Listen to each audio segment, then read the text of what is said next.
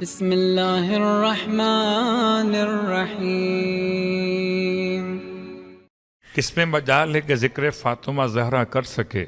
بھلا اگر صاحب عرفان فاطمہ بنے تو محمد نہ ہو جائے؟ اگر سیدہ کو سمجھنے قابل ہو جائے تو امیر المومنین نہ بن جائے؟ اگر سیدہ کی عظمت کا ادراک ہو جائے تو پھر صاحب لیلۃ القدر کے سمجھنے قابل نہ ہو جائے؟ ہم تو حضرت عباس کی دعا لے کر بس ذکر سیدہ کے شرف کو حاصل کر لیتے ہیں۔ آپ کی خدمت مقدس میں سورہ مبارکہ الکوثر کا بیان تھا۔ سورہ کوثر کی تلاوت کے فائدے کچھ کل بیان کیے تھے، کچھ آج بیان کر دوں آپ کی خدمت میں۔ اس سے پہلے کہ سورہ کوثر کے فائدے بیان کروں، سرکار جناب سیدہ فاطمۃ الزہرا صلوات اللہ علیہا اللہم صلی علی محمد وآل محمد فرماتی ہیں، مجھے تمہاری دنیا کے معاملات میں سے 3 باتیں پسند ہیں۔ ہم کو کیا پسند؟ سیدہ کو کیا پسند؟ اگر ہم دونوں کی پسند میں اختلاف ہو تو ہمیں چاہیے ہم اطاعت فاطمہ زہرا کریں، اپنی پسند کو خیر بات کہیں، سیدہ کی پسند کی اتباع کریں۔ شہزادی کونین کو کیا پسند؟ فرمایا 3 باتیں مجھے تمہاری دنیا کے معاملات میں سے پسند ہیں۔ عجیب اتفاقی دونوں شخصیات مرج البحرین یلتقیان ہیں۔ حسن انتظام ہے کہ مولا کائنات کو بھی 3 باتیں پسند ہیں اور سیدہ کونین کو بھی 3 باتیں پسند ہیں۔ اور ہم نے کل بھی پڑھا، آج بھی پڑھا آپ کی خدمت میں کہ الحمدللہ الذی جعلنا وجعلنا من المتمسکین بولایت علی وفاطمۃ الزہرا صلوات اللہ علیہما، دونوں کا نام لیا گیا۔ تو دونوں کی پسند سن لیجئے۔ مولا فرماتے مجھے تمہاری دنیا کے معاملات میں سے 3 باتیں پسند ہیں۔ پہلی بات کیا پسند مولا؟ فرمایا پہلی بات الصیام فی الصیف، گرمی کے دنوں کے روزے پسند ہیں۔ میں کہتا ہوں مولا ہمارا آپ کا گزارا نہیں ہو سکتا، ہمیں سردی کے پسند ہیں، کیا کریں؟ آپ کو گرمی کے پسند ہے اور ہمیں سردی کے پسند ہے۔ پھر امام فرماتے دوسری بات مجھے کیا پسند ہے؟ آپ فرماتے ہیں اکرام الضیف، مجھے مہمان کا احترام پسند ہے۔ مولا ہمارا آپ کا گزارا ممکن نہیں ہے، ہمیں مہمان بوجھ لگتا ہے، آپ کو مہمان پسند ہے، گزارا کیسے ہوگا جب پسند میچ نہیں ہو رہی؟ تو ساتھ چلیں گے کیسے؟ پھر امام فرماتے تیسری بات والجہاد بالسیف، اور مجھے تلوار کے ذریعے سے جہاد پسند ہے۔ میں کہتا ہوں مولا مجھے جہاد باللسان پسند ہے۔ صلوات پڑھے محمد وآل محمد۔ ایسے ہی ہے مولا، تلوار اچھی بات تو نہیں تلوار کا اٹھانا، میں تو خالی زبان ہلاتا ہوں بیٹھ کے، بس یہی پسند ہے مجھے۔ تو مولا کی پسند ہماری پسند میچ نہیں کر رہی۔ اب پوچھتے ہیں شہزادی کونین سے، بی بی آپ کو کیا پسند ہے؟ فرمایا پہلی پسندیدہ شے میری تلاوت و کتاب اللہ، مجھے کتاب خدا کی تلاوت پسند ہے۔ میں کہتا ہوں شہزادی مجھے تو واٹس ایپ پڑھنا پسند ہے، مجھے فیس بک پڑھنا پسند ہے، میرا آپ کا ساتھ نہیں ہو سکتا۔ تلاوت و کتاب اللہ، ایک بات یاد رکھیے،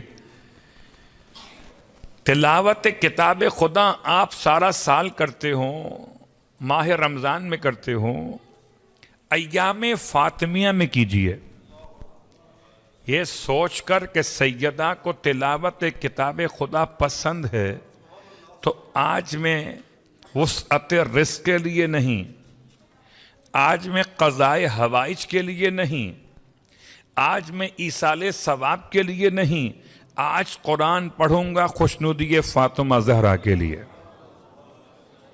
اچھا یہ بات یاد دلا دوں، جن کو تلاوت نہیں آتی گھبرائیں نہیں۔ پہلی بات تو یاد رکھیں کتاب خدا کو کھول کر دیکھنا بھی عبادت ہے۔ ٹھیک ہے آپ استعمال کر سکتے ہیں اپنے موبائل فون پر اسکرین پر آپ قرآن پڑھ سکتے ہیں، لیکن عظمت کچھ اور ہو جاتی ہے اگر کتابت قرآن آپ کے ہاتھ میں ہو۔ تو اگر ہو سکے تو باوضو ہو کر ایام فاطمیہ میں قبلہ رخ بیٹھ کر صرف قرآن کو کھول کے سامنے رکھ لیجئے۔ قرآن پڑھنا نہیں آتا تو عزت بچانا تو آتا ہے۔ کوئی آپ کو قرآن کھول کر دیکھتے ہوئے سمجھے گا کہ شاید آپ قرآن پڑھ رہے ہیں، آپ کی عزت بھی رہ جائے گی، تلاوت کا ثواب اپنے مقام پر، ثواب زیارت تو مل جائے گا۔ دوسری بات یاد رکھیں کہ کچھ الفاظ ایسے ہیں جو اردو میں اور عربی میں ایک جیسے ہیں۔ اگر آپ نے کوئی پیج کھولا ہے، اس پیج پر اللہ کہیں لکھا ہوا ہے تو اللہ جو آپ پڑھ سکتے ہیں، کہیں کتاب لکھا ہوا ہے آپ پڑھ سکتے ہیں، کہیں رسول لکھا ہوا ہے آپ پڑھ سکتے ہیں۔ یعنی جتنی آیتوں کے وہ الفاظ جو فیملیئر جس سے آپ ہیں اردو کے لحاظ سے وہ پڑھ سکتے ہیں۔ اس کے بعد ایک طریقہ یہ بھی ہے کہ اگر قرآن کی تلاوت نہیں آتی تو قرآن کھول کر باوضو ہیں، باطہارت ہیں، تو آپ اپنے انگشت شہادت کو رکھیے، بسم اللہ الرحمن الرحیم، ایک نمبر لائن، بسم اللہ الرحمن الرحیم، بسم اللہ الرحمن الرحیم، بسم اللہ الرحمن الرحیم۔ خلاصے قرآن بھی پڑھ رہے تھے، قرآن کی زیارت بھی کر رہے تھے۔ اتنا آسان کر دوں آپ کے لیے کہ کوئی یہ نہ کہے کہ مولانا میرے لیے تو راستہ بتایا ہی نہیں آپ نے۔ اچھا ہماری بیٹی اور بہن اگر ان ایام میں ہوں جو ہاتھ لگانا ممکن نہیں ہے تو پھر اپنے موبائل کی اسکرین پہ پڑھ سکتی ہے، کوئی مشکل نہیں۔ اسکرین پہ آپ ٹچ کر سکتے ہیں، شرعاً جائز ہے، بغیر وضو کے، بغیر طہارت کے، بسم اللہ الرحمن الرحیم، بسم اللہ الرحمن الرحیم، اور آسان کر دیتے ہیں۔ اس کے ساتھ ساتھ اگر چاہتے ہیں تو پھر ترجمہ قرآن پڑھ لیں۔ ترجمہ قرآن پڑھیں خوشنودی فاطمہ زہرا کے لیے۔ جب آپ تلاوت کریں گے تو فرشتے آپ کے ترجمے کو اوپر لے جاتے ہوئے عربی میں شفٹ کر دیں گے۔ کیا مطلب؟ آپ نے پڑھا اردو میں، گجراتی میں، پنجابی میں، سرائکی میں، آپ نے پڑھا اپنی زبان میں، فرشتے پہنچائیں گے اسے خدا کی زبان میں۔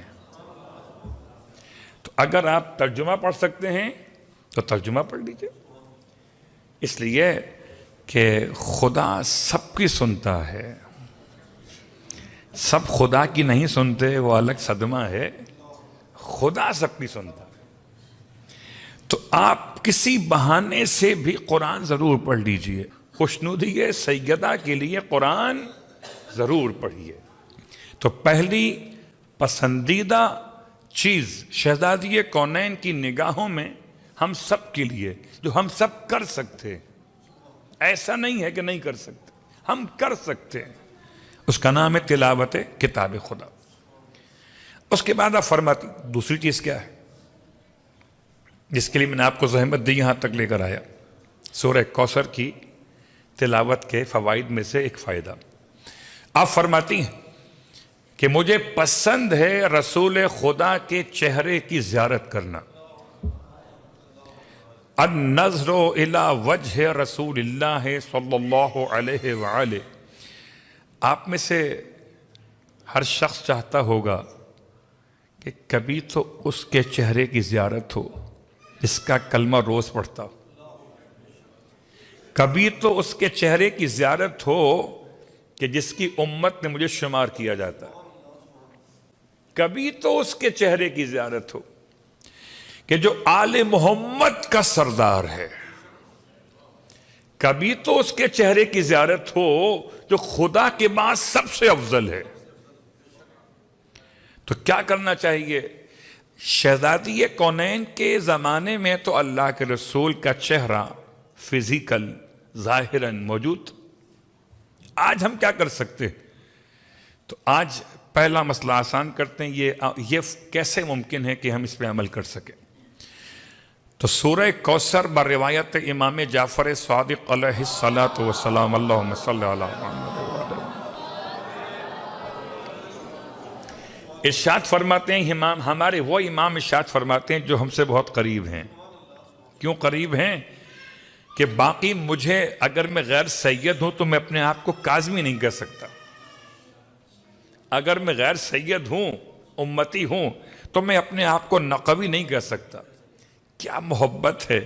امام نے سب کو ایک راستہ عطا کیا، امتی ہو کہ سید ہو، سب جعفری ہو۔ جب سب جعفری ہو تو جعفر کی بات تو مانیں گے نا، اللہم صلی علی محمد وآل محمد، کیا مانیں گے؟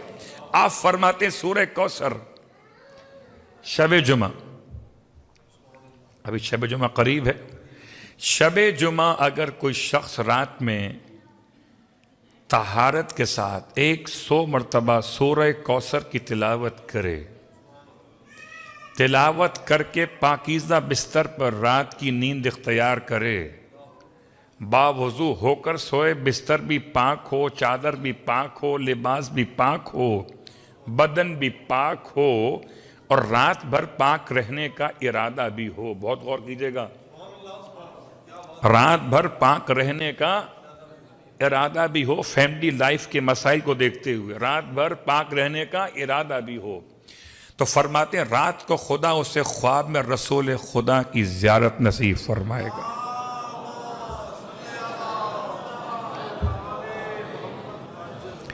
مشکل تو نہیں ہے، ایک تسبیح پڑھنا ہے سورہ کوثر کی۔ اگر آپ چاہتے ہیں، معصوم بچے بیٹھے ہوئے، رات کو اگر آپ چاہتے ہیں کہ آپ کو رسول خدا کی زیارت ہو، اس سے بڑا تحفہ اور کیا ہوگا؟ جب ہم جاتے ہیں آغا سیستانی سے ملاقات کرنے کے لیے، ہم جب جاتے ہیں رہبر معظم کی ملاقات کا شرف حاصل کرنے کے لیے، تو ہم مراج عظام کے چہروں کی روحانیت دیکھ کر محبوط رہ جاتے ہیں۔ ایسے چہرے، اگر غلامان آل محمد کے چہرے اتنے حسین ہیں تو خود آل محمد کے چہرے کتنے حسین ہوں گے، اور رسول خدا کا چہرہ مقدس۔ اگر کسی کو تمنا نہ ہو تو اس سے تو معذرت، اور تمنا پیدا کرنا ہمارا کام ہے۔ تیسرا اور آخری شہزادی کا پسندیدہ عمل، آپ فرماتی ہیں الانفاق فی سبیل اللہ، راہ خدا میں انفاق کرنا مجھے بہت پسند ہے۔ تو آج کے دور میں انفاق کیسے ہو سکتا ہے؟ انفاق نکلا ہے نفق سے، اور نفق کہتے ہیں خالی ایریے کو، خلا کو۔ کبھی اگر آپ نے سفر کیا ہو عرب علاقوں میں تو ٹنل کا نام ہے نفق، پہاڑ سے گزرنے کے راستے کو عربی میں نفق کہتے ہیں۔ نفق کا مطلب کہ پہاڑ میں سوراخ کیا گیا، اتنا خلا بنایا گیا کہ وہاں سے گاڑیاں گزر جائیں، اسے کہتے ہیں نفق۔ تو انفاق اصل دل میں وسعت پیدا کرنے کا نام ہے۔ راہ خدا میں کچھ یہ زکوٰۃ نہیں ہے، یہ خمس نہیں ہے۔ زکوٰۃ نصاب کے ساتھ ہے اور خمس حساب کے ساتھ ہے۔ یہ فطرہ نہیں ہے، فطرہ سال کے ساتھ چاند کے ساتھ ہے۔ یہ کفارہ نہیں ہے، کفارہ تو پھر انسان کے محرمات کی انجام دہی کے ساتھ ہے۔ یہ کیا ہے پھر؟ یہ کار خیر ہے۔ اور اس سے بڑھ کر انفاق کیا ہوگا کہ خدا نے خود اعلان کیا لن تنالوا البر حتی تنفقوا مما تحبون۔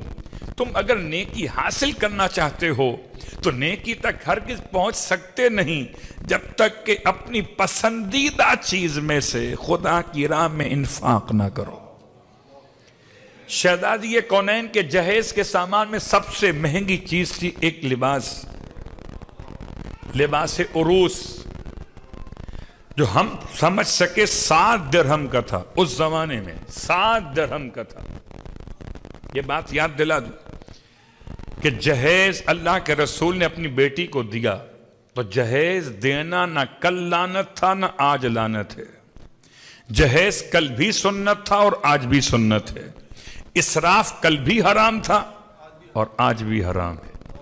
کسی کی مجبوری کا فائدہ اٹھانا کل بھی حرام تھا اور آج بھی حرام ہے۔ ایسا نہ ہو کہ معاشرے کی زبان آپ بھی بولنے لگیں جہیز لعنت نہیں ہے، سنت ہے۔ اللہ کے رسول نے دیا۔ البتہ اس کی تفصیل چھوڑتا ہوں کہ جہیز کے لیے آپ نے انتظام کیا، کس کے حوالے کیا، بہت غور کیجئے گا۔ ایک لباس سب سے مہنگا ہے 7 درہم کا، اور لباس عروس ہے۔ پھر یاد دلا دوں، سیدہ کا لباس عروس ہے سفید۔ ہمارے انڈو پاک میں سفید لباس کا مطلب سوگ کی علامت ہے۔ اگر کوئی ہماری بہن بیٹی شادی کے بعد سفید لباس پہن لے، پورا سفید، تو بزرگ خواتین ڈانٹ لگاتی ہیں، کیا کیا تم نے؟ یہ نحوست کی علامت ہے۔ لا حول ولا قوت الا باللہ۔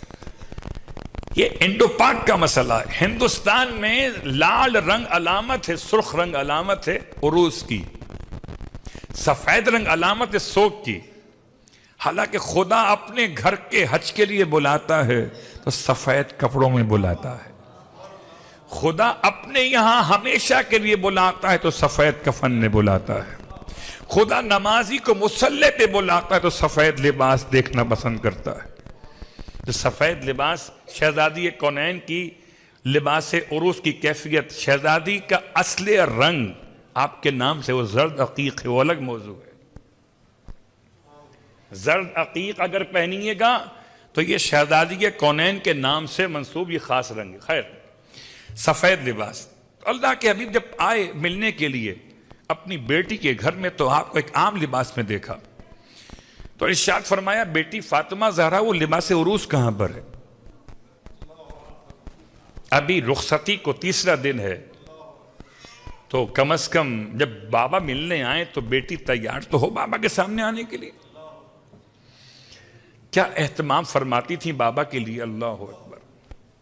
تو آپ کا سوال بجا تھا، سیدہ کا جواب سر جھکا کے فرماتی بابا وہ کوئی مانگنے والا آیا تھا، اس نے مانگا ہم نے دے دیا۔ اللہ کے حبیب فرماتے ہیں بیٹی لباس ہی دینا تھا تو آپ کے پاس تو اور لباس بھی تھے، وہ دے دیے ہوتے۔ ارشاد فرماتی بابا آپ ہی تو فرماتے ہیں کہ اپنی پسندیدہ چیز میں سے جب تک نہیں دیں گے تو انفاق نہیں ہوگا، نیکی تک نہیں پہنچ سکتے۔ تو 3را عمل ہر غریب کر سکتا ہے، ہر مسکین کر سکتا ہے۔ روٹی کا ایک لقمہ انفاق ہے، پانی کا ایک گھونٹ انفاق ہے۔ اب کوئی کہے میں ایک روٹی کا لقمہ بھی نہیں رکھتا تو شاید آج کے دور میں ہم اپنے ماحول میں شاید یہ قبول نہ کر پائیں۔ کوئی کہے میرے پاس پانی کا ایک گھونٹ بھی نہیں ہے تو ٹھیک ہے، نہیں ہے تو اچھی بات تو ہے، اچھی بات کہنا بھی تو انفاق ہے، کسی کو راستہ بتانا بھی تو انفاق ہے۔ صرف مال کا ہی انفاق نہیں ہوتا، بلکہ سورہ مبارکہ البقرہ پروردگار نے ارشاد فرمایا یسألونک ماذا ینفقون، وہ آپ سے آ کے پوچھتے ہیں کیا انفاق کریں، قل ما انفقتم من خیر فللوالدین والاقربین والیتامى والمساکین وابن السبیل وما تفعلوا من خیر فإن اللہ بہ علیم۔ جو تم خرچ کرتے ہو خیر میں سے وہ خرچ کرو اپنے ماں باپ پر۔ تو انفاق کرنے کے لیے محلے میں مسکین کا گھر ڈھونڈنا واجب نہیں ہے، پہلا انفاق تو آپ کے اپنے گھر میں ہے، للوالدین والاقربین، اور اس کے بعد گھر میں جب انفاق کر چکو تو پھر قرابت دار، پھر یتامہ، پھر مسکین، پھر مسافر جو اثناء سفر میں غریب ہو جائے۔ پھر خدا کہتا ہے تمہیں ضرورت نہیں ہے تصویر کھنچوانے کی، تمہیں ضرورت نہیں ہے غریب کو ذلیل کرنے کی۔ وَمَا تَفْعَلُوا مِنْ خَيْرٍ، جو تم خیر میں سے انجام دے تو فَإِنَّ اللَّهَ بِهِ عَلِيمٌ، اللہ خوب جانتا ہے۔ ایک زمانہ تھا لوگ کہتے تھے نیکی کر کنویں میں ڈال، اب کہتے ہیں نیکی کر فیس بک پہ ڈال، صلوات پڑھے محمد وآل محمد پر۔ تو 3را عمل پسندیدہ شے جناب سیدہ کی سب کر سکتے ہیں، وہ کیا ہے؟ انفاق۔